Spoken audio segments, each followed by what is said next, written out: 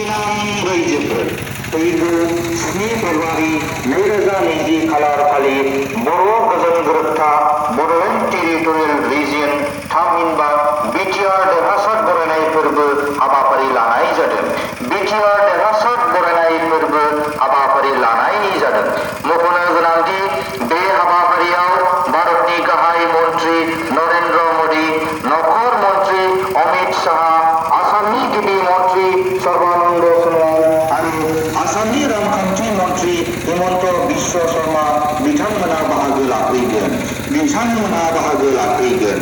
बेनिखायनो सरकार आरो बिटिआर गोरोबथायाव सागान होग्रा हान्जानि जानानै नोंथांमोनखौ फैगौ 7 फेब्रुवारि 2020 खालारखालिनि क'क्राझार नोगोरनि गोदान फ्लाइअभारनि साखाथियाव थानाय जांख्रिथाय फोथाराव फुंनि 8 रिंगायाव साफ्रोमबो रायजो राजा नोंथांमोनखौ लैहोर बाहागो लाहैनो थाखाय खावलायहरनाय जाबाय।